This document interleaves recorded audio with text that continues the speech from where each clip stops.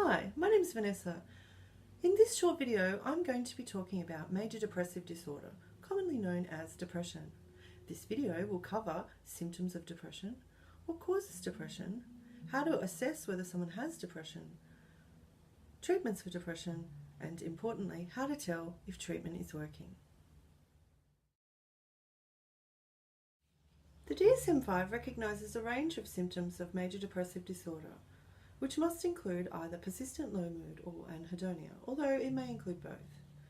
Anhedonia refers to the experience of losing interest in activities that were previously enjoyed, as well as a general reduction in the ability to feel pleasure. Other behavioural, cognitive and physical symptoms are also recognised, which can include thoughts of suicide, psychomotor agitation or retardation, feelings of worthlessness or guilt, as well as changes in things such as appetite, sleep, energy levels, self-esteem, and the ability to concentrate or make decisions. Even today, no simple single cause for depression has been found. This has led to development of two quite broad models of depression. Firstly, the biopsychosocial model, and secondly, the diathesis stress model. Both these models propose a complex interplay of biological, psychological, and environmental or social factors.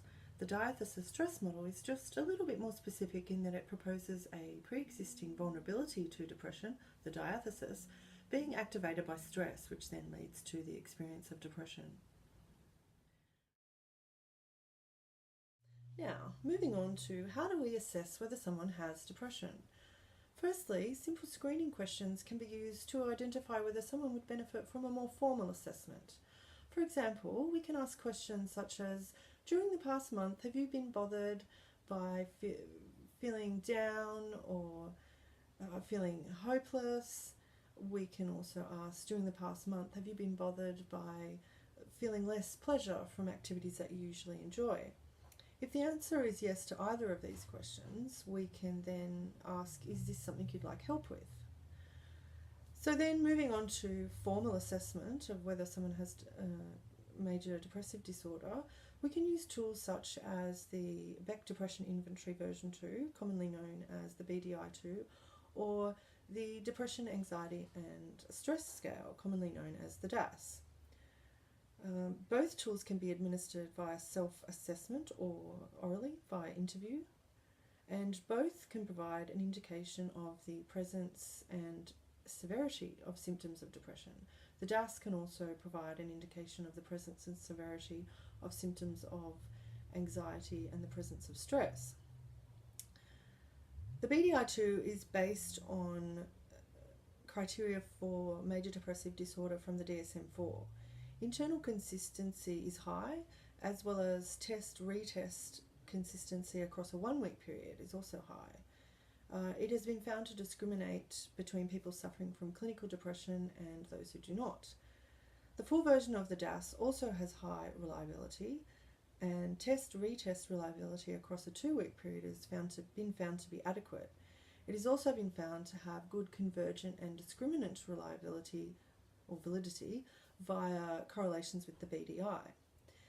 Now, when we're assessing for depression, it's also important to consider assessment of suicidal thoughts. This can be done via self-assessment with tools such as the Beck Scale for Suicidal Ideation or the Beck Hopelessness Scale. A range of treatment options are available for major depressive disorder, including medication, behavioural, psychological and physical treatments. In terms of medication, a range of pharmaceutical options are available, the most common first-line choice being selective serotonin reuptake inhibitors, or SSRIs. However, none have been shown to have any great degree of efficacy over any other. Alternatives to pharmaceuticals include the herb St. John's wort or omega-3 fatty acid supplements. Both of these options may provide an option for treatment for people with mild depression. Some behavioural oriented therapies may provide relief to people with mild depression, or as an add-on to other therapies. For example, self-control therapy, which involves coaching to evaluate oneself more positively, or enacting certain lifestyle change recommendations such as diet, exercise, sleep hygiene, and exposure to the sun. A range of therapies fall into the category of psychological therapies. Some examples are cognitive-based therapy, mindfulness-based cognitive therapy, and interpersonal psychotherapy. Cognitive-based therapies involve therapist and patient examining and testing dysfunctional beliefs. It's been found to work in about 50% of patients regardless of symptom severity.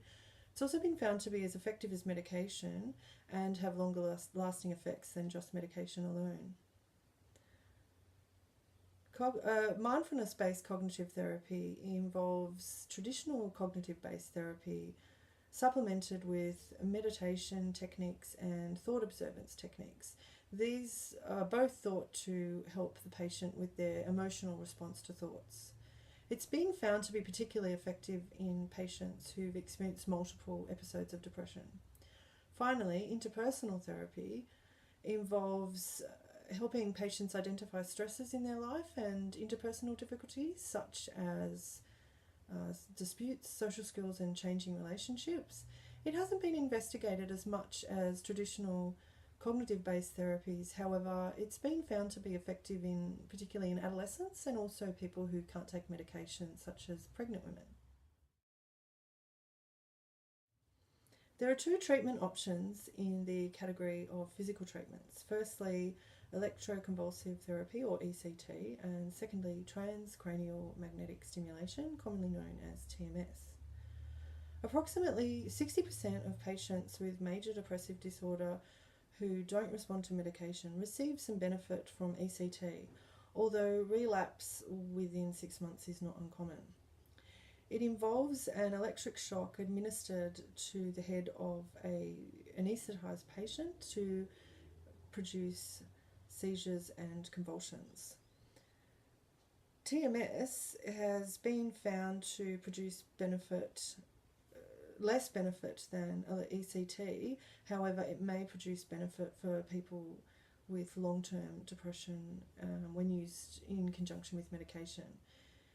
TMS involves placing a magnetic coil over a patient's head and generating an electromagnetic pulse. Now, onto how do we assess whether treatment is working?